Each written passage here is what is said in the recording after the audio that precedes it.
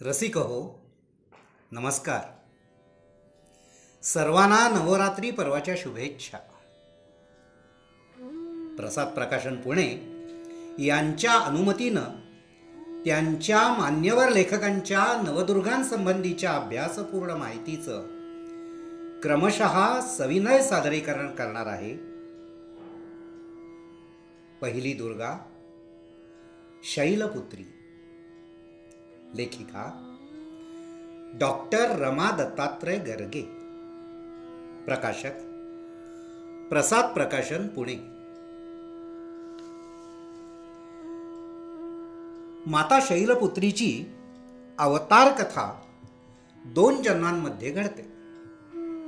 पहिला जन्म सतीचा तर दुसरा शैलपुत्री पार्वतीचा. पहिल्या जन्माची कथा सृष्टीची निर्मिती सुरू होती त्यावेळची. दक्ष प्रजापती साक्षात ब्रह्मदेवाचा मानसपुत्र. सृष्टी निर्मितीमध्ये ब्रह्मदेवाला त्याचं अभूतपूर्व सहकार्य मिळालं.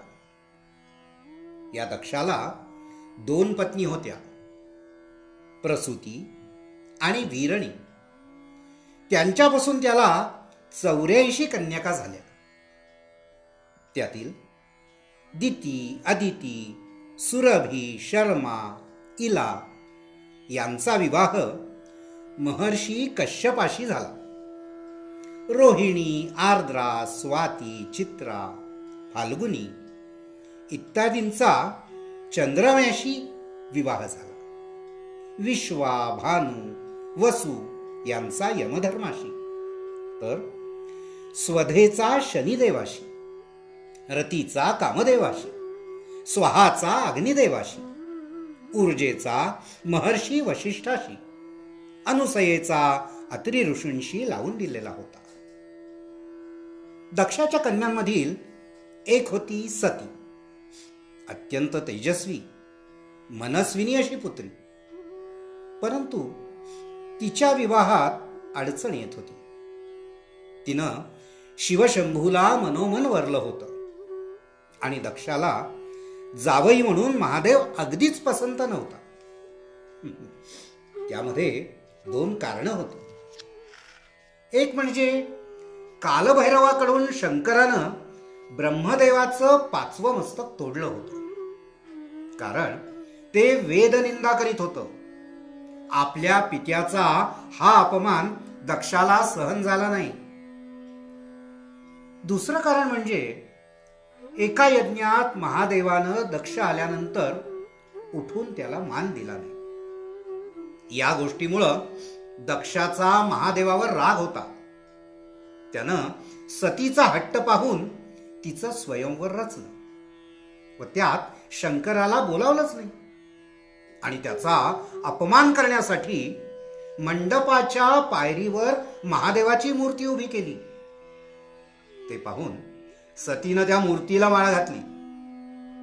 त्यावेळी आता चैत्र सीते पक्षे नक्षत्रे भगदैवते त्रयोदश्यां दिने भानौ निर्गच्छत्स महेश्वर. अर्थात चैत्र शुक्ल पक्षात त्रयोदशी तिथीला रविवारी पूर्वा फाल्गुनी नक्षत्रात चंद्र असताना महादेवानी दाक्षायणी सतीशी विवाह करण्यासाठी प्रस्थान केलं. अत्यंत वेगवान नंदी वाहनावर आरूढ होऊन ते क्षणात दक्षाच्या घरी पोहोचले. हे वर्णन शिव महापुराणात आलंय. दक्ष प्रजापतीच्या त्या मंडपात शंकर भगवान अशा रीतीनं प्रकट झाले.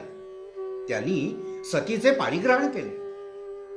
अशा प्रकारे पित्याची इच्छा डावलून सती रुद्राची पत्नी झाली. शिवासह सती सासरी गेली. रुद्रासोबत संसारात ती सुखात होती. काही दिवसांनी तिला कुणाकडून तरी समजलं की आपल्या पित्याच्या घरी मोठ्या यज्ञाचं आयोजन करण्यात आलंय. ती पतीला म्हणाली की आपण तिथं जाऊया. परंतु आपल्याला आमंत्रण नाही असं असताना तिथं जाणं योग्य नाही असं म्हणून शिवानं तो विषय संपवला. परंतु सतीला आई वडिलांची, बहिणींची आठवण येत होती. तिनं विचार केला माहेरी जाण्यासाठी का कुठं आमंत्रण लागतं? तिनं सगळेच जमणार आहेत तर जावं आपणही. सतीनं हट्ट केला. शंकरानं लाख समजावलं. अखेरीस स्त्री हट्ट जिंकला आणि सती माहेरी कनखलला पोहोचली. घरी पोहोचली. पिता यज्ञाच्या तयारीत मग्न होता. त्यानं एक वार सतीला पाहिलं व पाहून न पाहिल्यासारखं केलं. सतीनं यज्ञाच्या तयारीचा ताण असेल असा विचार केला व ती आईकडं प्रसूती मातेकडे गेली. आईनं मनःपूर्वक स्वागत केलं. तिथंच आर्द्रा, रोहिणी, विश्वा सगळ्या जणी जमलेल्या होत्या.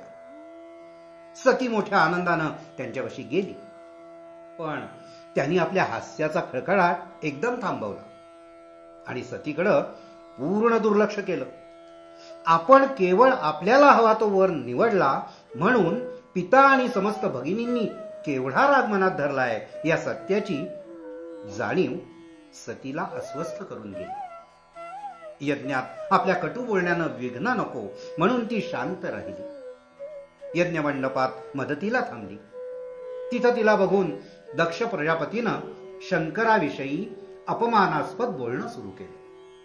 मुद्दाम इतर मुली कशा सुखाचा संसार करत आहेत व सतीला कसं विचित्र सासर मिळालंय यावर तो बोलू लागला. ते सगळं असह्य होऊन सतीनं योगाग्नी उत्पन्न केला व त्यात स्वतःच्या देहाला झोकून दिलं. सतीनं अशा प्रकारे देहत्याग केल्याचं कळताच शिवानं वीरभद्राला दक्षाकडे पाठवलं. त्यानं यज्ञमंडपात थैमान घातलं. दक्षाचं शिर धडावेगळं केलं. यज्ञवेदी उखडून टाकली. तोवर रुद्र शिवशंकर तेथे आले. दक्षाच्या परिजनांचा शोक पाहून त्यानं दक्षाला अज म्हणजे बकऱ्याचं शिर जोडून जिवंत केलं. योगिनी सतीचे कलेवर अग्नीने सुवर्णमय करून यज्ञमंडपात आणून सोडलं होतं. ते हातावर घेऊन शिव आकाशमार्गे रोदन करीत भटकू लागला. श्री विष्णूनं हे पाहिलं. हे निर्जीव शरीर नष्ट केल्याशिवाय शक्तीला पुन्हा शरीर धारण करता येणार नाही हे लक्षात घेऊन त्यानं सुदर्शन चक्रानं त्या शवाचे हळूहळू तुकडे करणे सुरू केले. शंकराला दुःखात काही भानच नव्हतं. तो फिरतच होता. असे 52 तुकडे पृथ्वीवर विविध ठिकाणी पडले व त्याची 52 पवित्र मातृस्थानं अर्थात शक्तिपीठ स्थापन झाली. सतीचं सुवर्ण शरीर नष्ट झाल्यावर तिनं हिमनग पर्वतराज हिमालयाच्या व राणी मैनावतीच्या पोटी पार्वती नाम धारण करून जन्म घेतला. या जन्मीचे तिचे माता पिता तिच्या मतांचा आदर करणारे व तिला हवा तो वर निवडण्यास संमती देणारे होते. मला शंकरच पती म्हणून हवा आहे असं तिनं आई वडिलांना सांगितलं. त्यांची परवानगी घेतली. पार्वतीला शिवशंकराला प्रसन्न करून घ्यायचं होतं, पण ते कैलासावर तपश्चर्येत मग्न होते. पार्वतीनं तप व उपासना आरंभली. शिवलिंग स्थापन करून केवळ पानं खाऊन ती राहिली. मग केवळ जल वायू भक्षण करून तिनं तप केलं.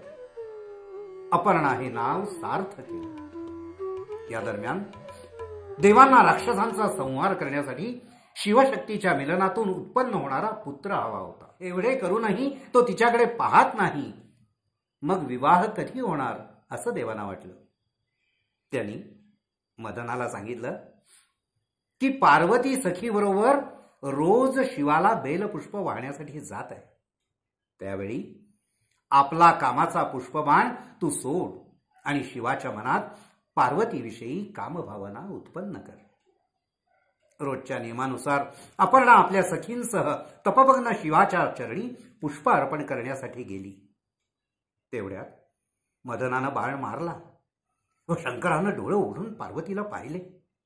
त्यांच्या कामभावना उत्पन्न झाली व दुसऱ्या क्षणी त्यांना मदनाचा डाव लक्षात आला. त्याचबरोबर तिसरा डोळा उघडून त्यांनी मदनाला भस्मसात केलं. नंतर रतीनं मदन पत्नीने शंकराचे चरण धरून क्षमा मागितली. आशुतोष शिवानं तिचा पती परत जिवंत केला व ते पुन्हा तपासाठी अरण्यात निघून गेले. अखेरीस देवानी स्वतः शिवाला शक्ती स्वरूपिणी पार्वतीला वरण्यासाठी गळ घातली. देवांच्या विनंतीला मान देऊन शिवशंकरानं पार्वतीच्या मातापित्यांच्या संमतीनं तिचं पाणीग्रहण केलं. पार्वतीची शक्ती व शिवाचं तेज यापासून षडानन कार्तिकेयाचा जन्म झाला. नंतर श्री गणेश जन्माला आला. त्याची भगिनी अशोकसुंदरी जन्मली. पंच नागकन्या शिवपार्वतीच्या धर्मकन्या झाल्या.